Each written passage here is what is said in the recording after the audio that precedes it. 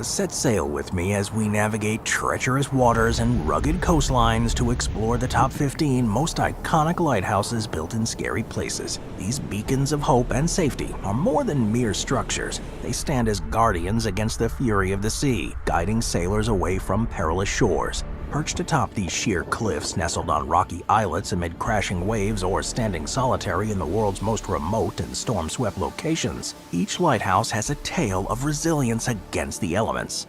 Let's start with number 15, Tridorangar Lighthouse. So when it comes to location, few lighthouses are quite as precarious as Tridorangar. It's located a little over 7 kilometers off the coast of Iceland. This small, red-roofed lighthouse sits atop a stark, barren rock pillar. It was constructed in 1939, and it was built entirely by hand thanks to boats hoisting up materials to the top. In the 1950s, a helicopter pad was finally added, making it far safer and turns it into an ice castle that, while pretty from a distance, would be less than ideal to spend any time inside. Number 13, Morro Island Lighthouse. Of all the lighthouses in Spain, the one on the otherwise uninhabited Morro Island is easily the scariest. It's located close to the city of Santander and was built in 1860 in order to help ships navigate the area's waters. While it has undoubtedly saved countless ships due to the high waves, several lighthouse keepers have been swept out to sea during storms, losing their lives in the process. Thankfully, the lighthouse was automated in 1921, and it's not open to the public now, ensuring that no one else suffers a similar fate. Number 12, Perilous Lighthouse. So if you manage to find yourself in southeastern Greece, you can visit the incredible port city of Andros. It was built between 1887 and 1897, just offshore from a castle. This lighthouse was constructed atop a weather-worn spire of rock. This natural water, located off the Estonian island of Saaremaa when it was first built in 1933, it was located 100 meters inland from the coast. Over time, erosion ate away at the shoreline, and this not only caused the lighthouse to go underwater, but also to severely tilt. Soon, locals nicknamed it the Pisa Tower of Saaremaa, and many thought it would fall into the sea. Thankfully, strong wind gusts have pushed the lighthouse into a more upright position, although I wouldn't be surprised if it eventually topples over. Number 10, Point Reyes Lighthouse. So of all the lighthouses on this list, the only one to feature in a horror movie was the one and only Point Reyes Lighthouse. It's located on the coast of the Gulf of Farallones in Point Reyes, California. It was built back in 1870 to help ships navigate. This was necessary because this area of ocean was known for being coated in almost year-round thick fog. While this made sailing here an absolute nightmare, the lighthouse, its cliffs, and the fog surrounding it, natural beauty, and its cinematic history. Today the light is fully automated, and its visitor center has exhibits on maritime history and the native sea life. And if the weather is good, park visitors can even go into the lighthouse and see how the lens and gears work. Number 9, Roosevelt Island Lighthouse. While Roosevelt Island Lighthouse may look completely normal, it is in fact built in an area that may harbor a dark past. Constructed back in 1872 on what was then called Blackwell Island, the Roosevelt Island Lighthouse was built right beside the island's insane asylum. Now, it was commissioned by the city in order to help boats avoid the rocks in an area known as Hellgate, but legend has it that the building traces its origins back to the mentally ill patients at the asylum. You see, the work on the lighthouse reportedly began when a certain inmate by the name of John McCarthy decided to construct a 1-meter-high clay fort on the island. In his delusions, he believed that a British invasion was coming, and so thought the fort was. And in 2022, it was partially restored with a decorative lens to celebrate its 150th birthday. Number 8, Strombolicchio Lighthouse. So if you ever get the chance to sail north of the Italian island of Sicily, then you may get a chance to see one of the world's most incredible volcanoes. Known as Stromboli, it rises over 900 meters above the surface of the Tyrrhenian Sea. This is an extremely active volcano, and it's almost continuously been spewing out minor eruptions for the past 2,000 to 5,000 years, and every now and then it has a more major eruption.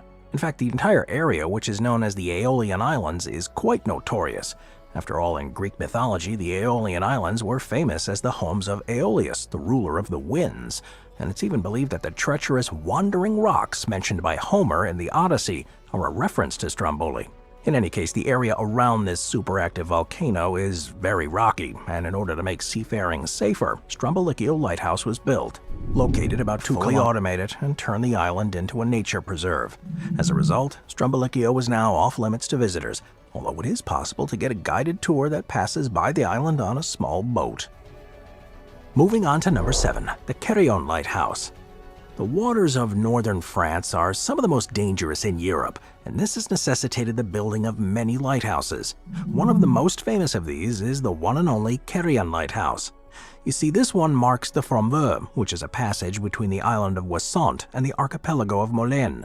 The Fromveur is significant because it has the second strongest currents in all of France, making it a passage that is notoriously difficult. As such, in order to make traveling through it a little bit easier, M. Lebaudy cut a deal with the French government. She offered to pay 580,000 francs, which was about half the price of the cost of the lighthouse, in exchange for naming rights to the lighthouse and the surrounding area. In particular, she wanted to name the lighthouse after her great-uncle, Charles Marie Les, gave it the well-deserved nickname of the Palace of the Underworld from its guardians, and for years it was supplied with oil so its electrical wiring could run smoothly. In 1972, this was replaced with wind energy, and ever since 2004, the lighthouse has been fully automated. In order to keep it preserved as possible, it was granted status as a historic monument in 2015, and it stands as a proud, tall, and functional testament to French engineering to this very day. Number 6. La Jument. While it's normal for a lighthouse to be located on a small island, few have quite as little land as La Jument. That's because this lighthouse appears to shoot straight out of the ocean, as the rocky outcrop it's located on is barely visible at all. Now, it's located off the Brittany region of northwestern France, and due to its proximity to the English Channel, it's a very heavily trafficked area. This has proven problematic because the area is plagued by storms and severe weather. In fact, between 1888 and 1904 alone, a grand total of waves made construction yet difficult. Yet, despite the challenges, French authorities had one thing going for them. You see, for a mere 52 hours per year, the tide was low enough to work on the lighthouse. After a multi-year effort, the lighthouse was finally completed in 1911, and for the next 80 years, a lighthouse keeper would stay in there in order to make sure it was functional. As you might expect, running the lighthouse proved to be a challenge. Beyond simply being difficult to restock and supply, its remote location made it easy for lighthouse keepers to become rather lonely. Thankfully, in 1991, the lighthouse was fully automated, and ever since, nobody has had to stay there. It's also worth noting that the lighthouse made quite the name for itself in 1989. You see, in late December, huge storms began hampering the lighthouse with 20 to 30 meter high waves. At around this time, a photographer of the name of Jean Guichard was taking pictures of this storm. He decided to hire a helicopter to take pictures of La Jument. His photos of the dramatic storm hitting the lighthouse became an instant hit, and were so cool they even earned him a second place spot, the Bishop Rock Lighthouse. Incredibly enough, the Guinness World Records actually recognizes Bishop Rock as being the world's smallest island with a building on it. And while it may seem strange to put a lighthouse on such a small rock, history has proven that this light is nothing if not necessary. That's because before the lighthouse was built, some of England's more famous shipwrecks have happened in the area where it's now located. One of the most notable happened in 1707. Admiral Chauvel's flagship, the HMS Association, was navigating the Isles of Scilly when he opted to take a dangerous passage through the Weston Rocks during a storm. This proved to be a fatal error, as all the crew on board were lost after he ultimately hit the stones near Bishop Rock. However, the earliest recorded wreck on Bishop Rock itself happened more than 100 years later. In 1839, the brig Theodoric was struck by the rock in rough, misty weather, eventually drifting for several kilometers before ultimately sinking. All of this shipwrecking proved to be detrimental to the welfare of the British Navy and the Merchant Marine, and this forced by iron tie bars in the inner walls and a granite encasement to the outer wall. Beyond being secure, the light is also quite beautiful. It now consists of 10 floors and holds a water tank, 2 oil rooms, a living room, a bedroom, and a helipad on top. This used to allow a small group of lighthouse keepers to spend their days there. However, the whole thing was automated in 1991. Nowadays, it serves as a hotel. If you'd like to stay there, I'd recommend getting 3 other history buffs and preparing to hunker down, as once inside, there's no leaving until the stay is over. Number 4. Stannard Rock Lighthouse. While North America is a vast continent with its fair share of lakes, rivers, and coastlines, Stannard Rock and the lighthouse atop of it is considered by many to be the loneliest place on the continent. Often called stranded rock due to its location, it can be found atop a reef in the middle of Lake Superior, around 39 kilometers south of Manitou Island. This location makes it the most distant from any shore light, and at a cost of the modern equivalent of $9.3 million. While this may seem pretty steep, the fact that it was only $5,000 over budget despite being so difficult to build made it one of the National Park Service's most impressive projects to date. The isolation at Stannard Rock took a toll on those who worked there. Due to its remote location and its designation as a so-called stag station where only men could serve, living here got pretty lonely. In fact, in the first 3 seasons alone, there were 4 resignations and 3 transfers. Worse still, the winter proved to make staying there nearly unbearable. That's because the splashing of waves could build a thick layer of ice around the tower. That meant in order to reach the men inside to change shifts, maintenance crews would have to hack away at the ice around the door. And in the case of an illness, accident, or fire, it could take weeks for the lighthouse keepers inside to get any assistance. Now, in order to keep everything running, Stannard Rock Lightkeepers operated the lantern and the living quarters with flammable illuminants for about 60 years, with the whole thing that the light was too remote and too dangerous for human habitation. And in 1962, it was fully automated. Today, the lighthouse continues to operate, although it can only be viewed by the public via an airplane or a boat. Additionally, in 2008, it was also given a new mission. Not only does it warn mariners, but it also uses scientific instruments to measure Lake Superior's increased levels of evaporation. As such, the Stannard Rock Lighthouse now serves an incredible double purpose. Number 3. The Tillamook Rock Lighthouse. Of all the lighthouses on this list, few have a past that is quite as terrible as Tillamook Rock. Better known as Terrible Tilly, its origins began back in 1878, when the U.S. Congress decided to set aside $50,000 for a lighthouse to be built on Tillamook Head, which is an area on the coast of Seaside, Oregon. However, after it was determined that fog would make the lighthouse inoperable, the decision was made to move it to Tillamook Rock. Due to its remote location, this proved to be an unpopular move with the local builders' money. It was the most expensive West Coast lighthouse ever built at the time. Yet it soon appeared that even money couldn't pay away the misfortune. You see, due to its location, Terrible Tilly was constantly being hit by large waves, wind, and debris. This led to its lantern room consistently being flooded, its telephone lines being destroyed, and parts of the light frequently having to be repaired or replaced. This made it not only the country's most expensive lighthouse to operate, but also one that was not a whole hell of a lot of fun to work at. After all, it wasn't uncommon for lighthouse keepers to have their mental health decline due to remoteness. Thankfully, the lighthouse was finally shut down on September 1st of 1957 and replaced by a whistle buoy nearby. In the following 20 years, it changed hands from private owner to private owner several times, until it finally fell into the hands of a group of realtors in 1980. By the time its license was revoked in 1999, about 30 urns were held there, and from then on, it was more or less left alone by its owners. During this time, seabirds and sea lions began to rest. At the time of publishing this video, it was reportedly on sale for $6.5 million. And if its license were to be reinstated, the owner claims that there's room to increase the 30 urns located there to 300,000, creating what they claim is a $1.5 billion opportunity. However, it remains to be seen whether or not anyone else sees it that way.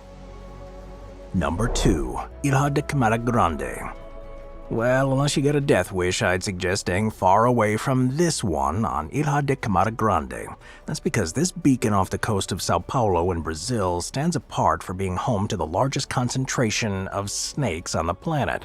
It is better known as Snake Island. This island is chock full of slithery serpents. Now, if these were little garter snakes, then it wouldn't be too big of a problem. However, the species of snake that happens to be on this island is none other than the golden lancehead. The main variety of this snake is dangerous enough. After all, lanceheads are responsible for around 90% of the snakebite fatalities in Brazil. The snakes began to slither upward and hunt migratory birds that visit the island seasonally. Now, normally, lanceheads on land simply bite their prey, wait for the venom to work, and track them down later. However, since birds in the sky can't be tracked in this same way, the lanceheads on Snake Island have developed a far more potent and effective venom. This venom is believed to be 3 to 5 times stronger than that of the mainland snakes, and it's capable of killing most prey and melting human flesh almost instantly. Well, given how dangerous the island is, you may wonder why anyone would decide to build a lighthouse there. Well, it turns out that it's of genuine use to ships going into the Sao Paulo harbor. In the 1920s, the lighthouse was fully automated. No one knows why this happened. Local legend has it became necessary after the aforementioned family was attacked and killed by the snakes. For whatever the reason, the Brazilian Navy now strictly controls access to the land. However, the restrictions haven't stopped some less than savory elements from entering the island.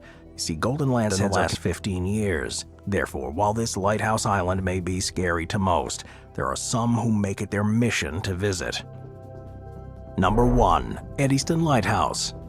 Of all the lighthouses on this list, the one that may just have the longest history of destruction is the Eddystone Lighthouse. It's located off Plymouth Sound in England. The Eddystone Lighthouse is located atop the Eddystone Rocks. Now, while visible during the low tide, during spring high tides, it becomes completely submerged, and was so notorious for striking ships that mariners entering the English Channel would often hug the coast of France in an attempt to avoid the danger. However, due to the difficulty of building atop the waves that battered the rocks, it took quite a while for anyone to attempt to place a warning marker there. However, in 1696, that time finally came, when English engineer Henry Winstanley began building an octagonal wooden lighthouse on top of them. However, at the time, France and England were at war, and while building the structure, a French privateer captured Winstanley